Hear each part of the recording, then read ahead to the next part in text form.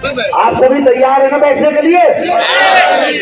आवाज कम है, आगे तो करो सब। हम एक हैं, हम एक हैं, हम एक हैं। वो मानेगा डंडे से, वो मानेगा डंडे से।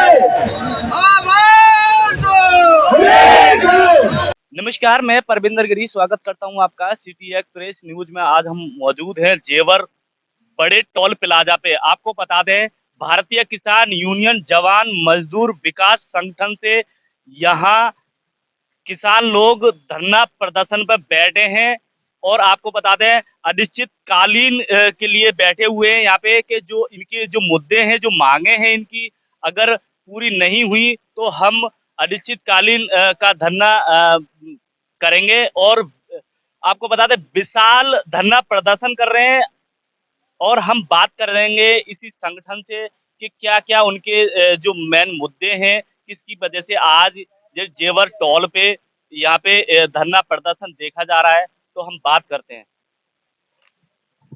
राष्ट्रीय अध्यक्ष प्रताप सिंह फौजी हमारे साथ में है और हम बात करते हैं। सर, स्वागत है आपका सिटी एक्सप्रेस न्यूज चैनल में। मैं सिटी एक्सप्रेस न्यूज का जो यहाँ तक चल के आया, क्योंकि इन किसानों की, इन मजदूरों की, इन जवानों की बात कोई नहीं सुनता है। मैं पहले आपका और आपके चैनल का बहुत स्वागत और बहुत सम्मान करता हूं और सभी लोग मिलकर के एक बार ताली बजा के सम्मान करें भाई। Thank you sir. क्या आज जो धरना देखा जा रहा है बड़े टोल पे, क्या क्या आपके मुद्दे हैं, उसकी वजह से आप इस तरीके से ज्यादा मात्रा में और अनिश्चितकालीन धरना, ये विशाल धरना इसका नाम रखा गया है, क्या बड़े मुद्दे हैं आपके? मेरे मुद्दे जहाज उड़ाने के नहीं है, मेरे मुद्दे फैक्ट्री बनाने के भी नहीं है। मेरे मुद्दे छोटे छोटे मुद्दे हैं, जहाज के टायर साफ करवाने के, फैक्ट्री की ईंट पकड़ाने के, एसी लगवाने के, बैठने के नहीं। बैठने वाले लोग तो और हैं, हम लोग बनवाने वाले हैं। हम मजदूर किसान जवान एक छोटी उसमें आता है कि हम छोटा संगठन सिस्टम है हमारा। आपको पता है कि यहाँ तो करोड़पति ज्यादा हैं, छोटे लोग आप समझते हो किस तरीका से रहते हैं। बड़े लोग आपको पता है किस तरीका से सिस्टम करते हैं। आपको पता ही है कि मीडिया भी कहीं ना कहीं बड़े लोगों को दिखाता है। ये तो आप जैसे न्यूज एंकर हमारे पास आते हैं, हमारी बातों को उठाते हैं और उसको दिखाने की कोशिश करते हैं। मैं आपको चौथा स्तंभ जो समाज मानती है मैं भी मानता हूं और आपका बहुत सम्मान करता हूं कि आपने आके हमारी कोई बात को पूछा है और आगे पहुंचाने का हमसे वायदा किया है। आपको मैं बता दूं, हमारी मांग बहुत बड़ी नहीं है। आप बहुत टाइम से आप चले हुए हैं, आपको पता है कि यहाँ किसान क्या मांगता है। पहले हाई कोर्ट में था, सुप्रीम कोर्ट में गया 64% साथ का मुकदमा और हाई कोर्ट से सुप्रीम कोर्ट में जाने के बाद में बोल दिया गया कि आपको 3 महीने में बांटना है। लेकिन 3 महीने की छोड़ो, आप 1 साल हो गई अभी तक 64% साथ नहीं दिया। 12 साल से हम परेशान हैं, हमारा किसान जवान मजदूर परेशान है। एक मांग ये है। और पत्रकार महोदय, दूसरी जो हमारी मांग है कि जब हमारे यहाँ फैक्ट्री लगी हुई है तो क्यों ना रोजगार हमारे यहाँ के बच्चों को मिले। बिल्कुल, ये इसलिए मिले कि मैं ये नहीं कहता कि पत्रकार महोदय आप सबको इंजीनियर ही बना दो या मैनेजर बना दो, लेकिन अगर मेरा बालक पियोन लायक है तो उसे पियोन बना दो, उसका रोजगार चला दो। मेरी ये मांग है। उसके बाद में सभी किसानों को जहां भी आप जमीन ले रहे हैं एक समान मुआवजा दिया जाए, ये हमारी मांग है। ये तीसरी मांग है।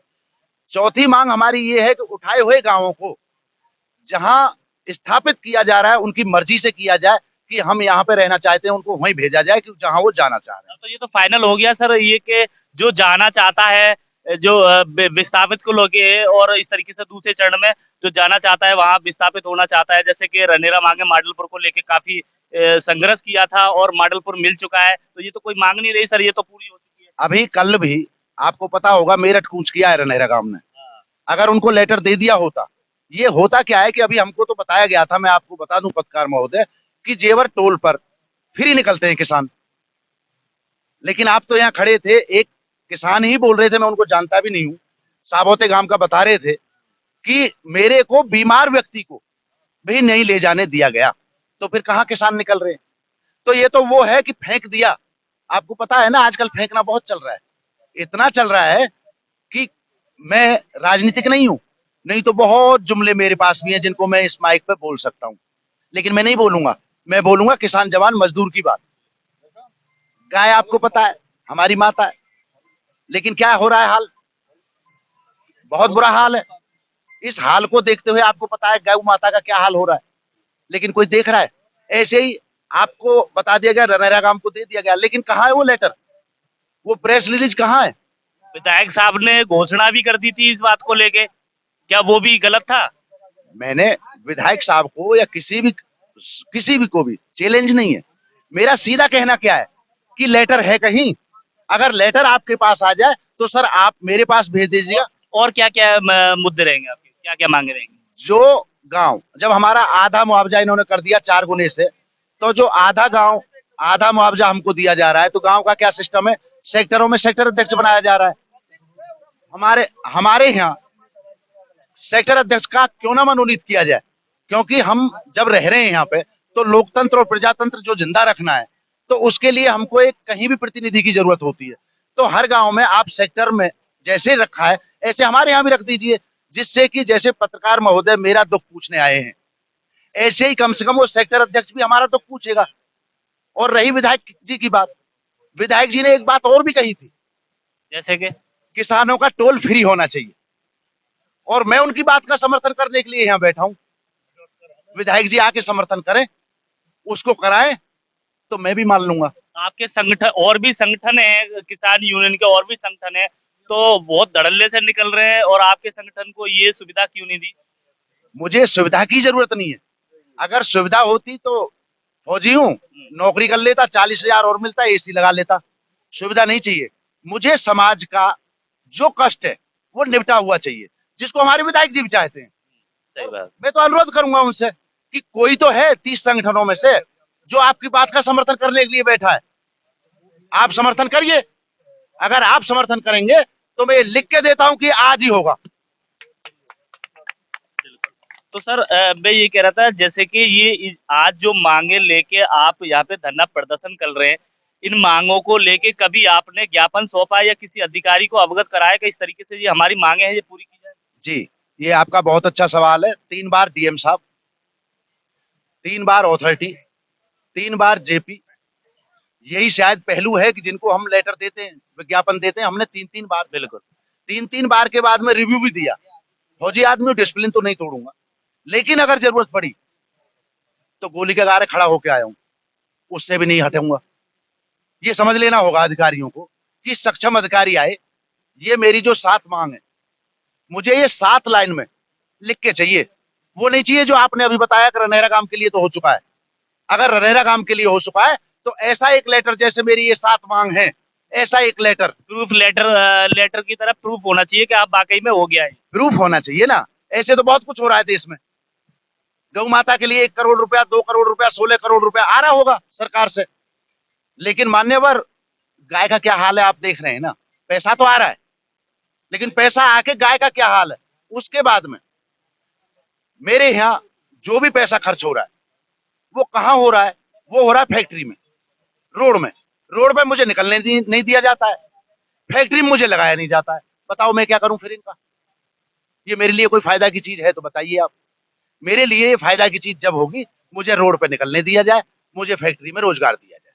बहुत छोटी सी मांग है। अगर आज ही हमारी सरकार, हमारे विधायक, हमारे सांसद, हमारे डीएम साहब, हमारे कमिश्नर साहब अगर आज ही बोल देंगे तो शाम से लागू हो जाएगा।